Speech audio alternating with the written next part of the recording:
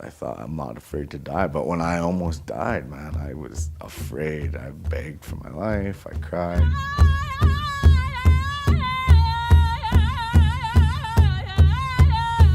The loss has created such grief that it's almost perpetual. A family no more than gets over one loss and we have another. It has that numbing effect. You just take it as everyday living now. And it's just natural for us to go to a funeral. You know, it's just like you lose half of yourself, your other half, when you lose your soulmate. You know, you're so lost. It affects just more than the victim. It affects the person who may be the perpetrator, all the families on both sides. And so it's very devastating to our people. We're interconnected so many ways that when we lose someone, it doesn't just affect that family, it affects our whole community. My little granddaughter drew a green car. Her mother was killed in their green car, and she put everybody in it and said that they were all still there. It took so much away from us. It took our self-pride and our self-esteem away from us. We're not numb to the grief, but I think we're numb to the cause of the grief.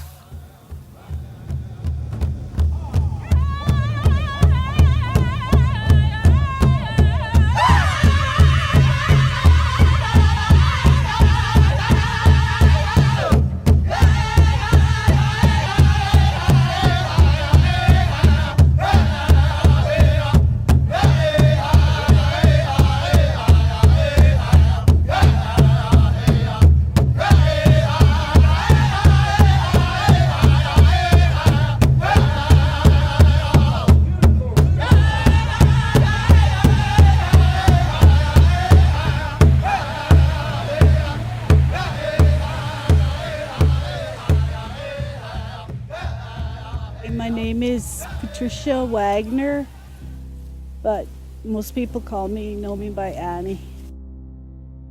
I've lived here most of my life and I've always loved it here. I mean, we have the best water, the fresh air, we have a lot of wind, but you know, that doesn't bother me. We had a real hard life, me and my brothers and sisters. My parents were alcoholics, so we kind of grew up real hard and learned at a young age, you know, just to kind of take care of ourselves. I mean, back then it was like normal for kids to sit out in front of a bar, you know, till 2, 3 in the morning. You know, I never wanted to raise my kids around that.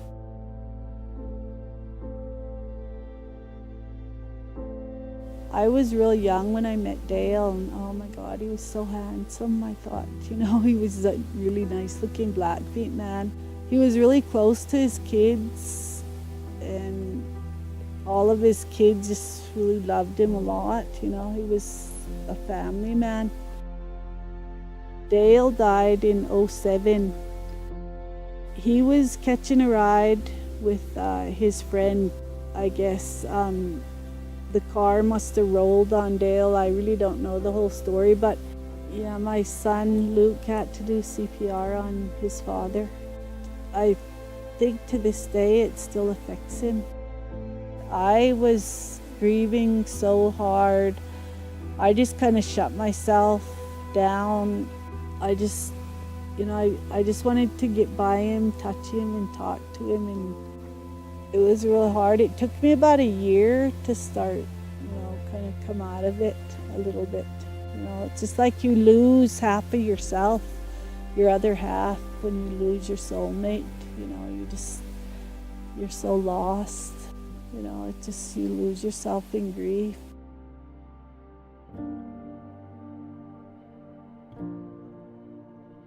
They just didn't know how to deal with it at all. They couldn't deal with his death.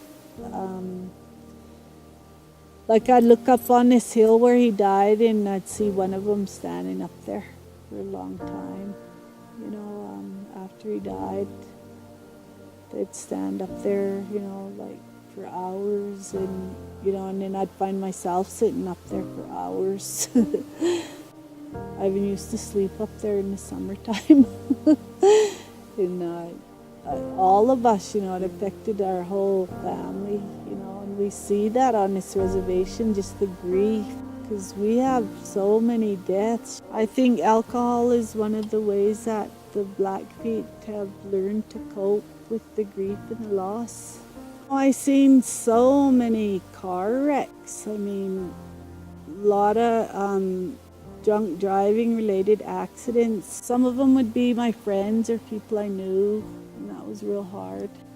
I think a lot of people are more aware now, and that they do call for a friend to drive them, because for number one, they don't want to get those DUIs. So I think they're doing that more, but not enough, I worry all the time that that my kids or my grandkids could get into a wreck by a drunk driver killing them or hitting them. I'll walk along this highway and pray. I always walk along it and pray for everybody that's driving. I pray for our community, and I pray for the people that are drinking, that they use common sense, that they get a sober driver, and that they use their seat belts, and just say my prayers for everybody. I just hold dear into my heart that we had 4 beautiful children, and I feel sad sometimes because he didn't get to meet most of our grandchildren. Who knows, maybe he does know them. We don't know that, but I just hope he's at peace, I just want him to be at peace and to be happy, and I want my kids to be at peace. Well, I think they know that they were loved, I know they all know that he loved them dearly.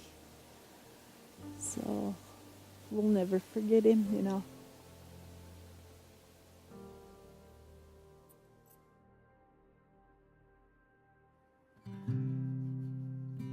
I am Charles Archambault. Had a pretty good childhood. My mom did her best being a single parent. I really have to pride my mother now. Looking back, raising me by herself, she pretty much dedicated, her life to doing that. And she didn't use drugs, she didn't drink alcohol. Even I had that good upbringing with my family and my grandmother. I was, I don't know what you would call it, just a bad, rotten, spoiled kid. I was a grandma's boy. I didn't always listen to my mom. And at a young age, I started hanging out with older kids and got into drugs and alcohol at a young age, pretty young. And no matter how hard my mom tried to keep me away from all that, I just wouldn't listen to my mom or my grandmother. Despite me being a rotten, bad kid and always getting in trouble in school, getting in fights, getting in all this ridiculous trouble at school. I normally did pretty well in school. I actually tried hard at school. My mom taught me to read and write at a really young age, and arithmetic, and it took me a long ways. I did really well in football. Coach asked me if I'd ever thought about going to college. I said no, I haven't even thought about college. And he said, well, Charles, you're good enough, your grades are good enough, you could probably play some college football.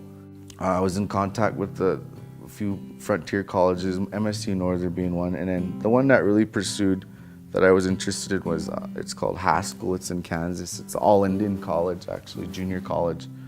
And I agreed to go there, and I talked to the head coach, told him that I was gonna come. As soon as I graduated, I couldn't wait to leave my mom's house, I think the day after graduation, I packed up my vehicle and I told her I was moving back to my grandma's house. So I come back to Browning, get hooked up right back up with the same old buddies and doing the same old. And it's come fall time to go to college, and I didn't go. I didn't leave. I didn't go play football. I remember going to a football game, and I drank so much, I was in a blackout. I don't remember nothing. Some deer came on the road just north of Big Fork, I swerved, overcorrected, went in a ditch, and hit an approach, and I was probably, driving over 100 miles an hour. I was partying, I was drinking, I was driving, and driving fast, man. No seatbelts, my favorite things to do. Stupid things now that I look back. I always had this mentality growing up that I couldn't be hurt. I always thought, I'm indestructible. I can't be hurt. I can always walk away from everything. I'd been in car wrecks before this car wreck, bad car wrecks, with me driving, me drinking and driving. And despite losing family, friends, I always thought, it won't happen to me. Not me. It'll never happen to me.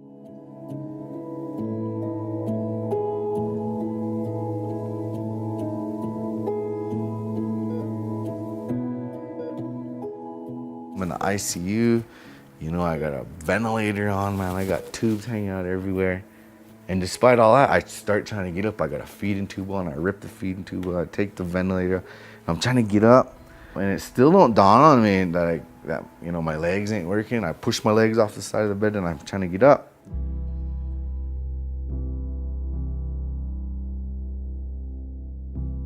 Man, it was devastating, it was horrible.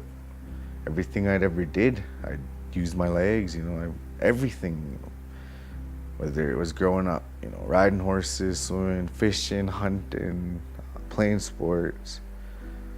Everything I did, I used my legs. I just cried and cried and cried and cried. I'd lost a lot of friends, a lot of family to drinking, driving, and I almost died too. I knew I almost died, man. I always thought I wasn't afraid of death, wasn't afraid to die. But when I almost died, man, I was afraid. I begged for my life, I cried. So I knew that me being alive, me being able to come back, whether I was paralyzed or not, I felt that, I was given another chance. I was like, I was given another chance. Why me? Why the hell me? I was feeling pretty bad for myself, and my mom, she just let me know that, this is the reason you are where you're in a wheelchair is because of the choices you made. It's hard for me to think now, with my mom, with me being a parent, how hard it would be for her. Tell your own kid that my daughter now, and I couldn't imagine her, getting in a car wreck and being paralyzed. And on top of all that, and then having to tell her, well, you did this to yourself, That's love, man. That's my mom.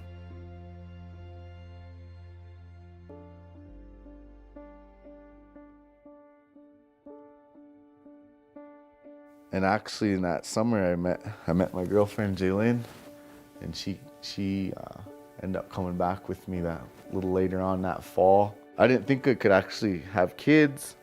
I didn't think it was possible after my car accident, and Jaylin ended up getting pregnant.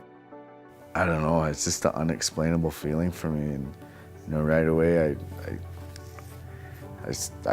pray. I'm not much of a religious man, but I would pray, and I would pray that my baby would be healthy, and we had a healthy baby. We had a perfect healthy baby.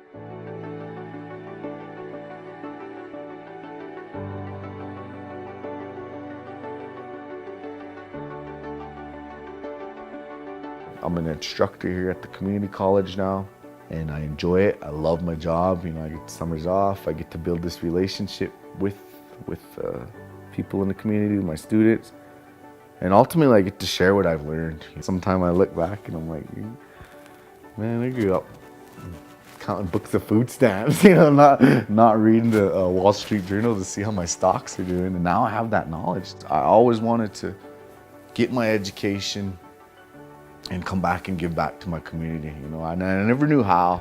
I never knew how I was gonna come back here and give back to the community, but I knew that I wanted to. That was my goal overall. I love my life, life, I couldn't ask for any more. I have a girlfriend. She loves me. She loves me dearly. I love her. We have a 6-year-old daughter. She's healthy, she's perfect, she's gorgeous. I have a job, I have a home, I have a car. Now that I have a family, like I say, it's my ultimate goal is just to be a good dad, everything else I really don't stress too much about. I try to get out there and do my part and talk to them just share a little bit about my life story. And ultimately I get at saying, hey man, buckle up, wear a seatbelt, don't drink and drive. Because if you do, you're gonna end up like me, or worse, you're gonna not be here. You're gonna be like a lot of our friends and family, you're gonna be dead. Being in the car accident, suffering a spinal cord injury, becoming a paraplegic, actually saved my life, believe it or not, saved my life. For me to be in that mind state at one time, and to almost lose my life, the car accident caused me to really look at life, and I was given a second chance. Too many of my friends and family didn't get a second chance.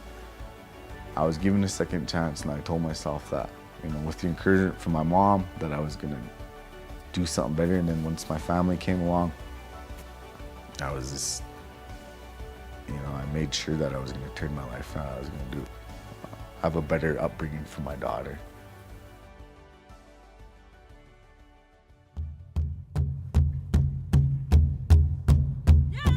Alcoholism and impaired driving is probably the biggest killer on this reservation. It was ingrained in us from when we were very young.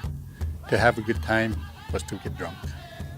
But here among our people, it is catastrophic. There's a lot of trauma, there's a lot of extreme poverty, and there's this generation after generation after generation after generation that have been drinking, using drugs. Everyone wants to party, everyone wants to go out and have fun, but they don't realize the dangers of what happens. And it's so easy for our youth to get a hold of drugs and alcohol. It's really a big problem here. It's really a big problem. And it's something that we need to get down to the source, and we need to fix the problem. And don't give your kids a set of keys, and especially if they're drinking. If somebody's drunk at your kitchen table and they can't walk, well, they can't drive, but yet you're letting that person get up, walk out to their vehicle, and leave your home. I think we can overcome the challenges of impaired driving by more prevention activities, starting in the school and throughout this community, by helping in our treatment centers to help people overcome their addictions. Youth is everything. Our youth has to kind of step it up a little bit more. And I really feel that our community needs to focus on the youth a lot more. Our youth are the ones that are being left behind. Somebody's got to say something. It's got to start somewhere. And people got to want to change. They got to want to do it personally. It's just like a big circle. If you don't break the cycle of this abuse, then it'll keep going to the next generation, and it'll keep going like a whirlwind just around until somebody in that circle will stop and break that cycle.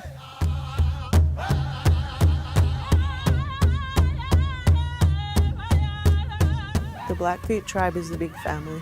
We all care about each other in one way or another. It feels good to know your identity, to know where you're from and who you belong to, and to know that we come from a proud tradition of people, a proud people. What makes me proud of being a Blackfeet is the history that we have. Yeah, I'm proud to be a Blackfeet.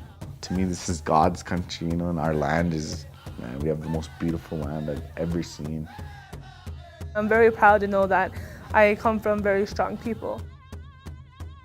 I'm proud of my culture, that it's still alive and thriving today, that we still identify ourselves as Blackfeet. I've always been, even since I was young, just being proud that I'm Blackfeet. We come from good, strong people, and that we should just carry that on.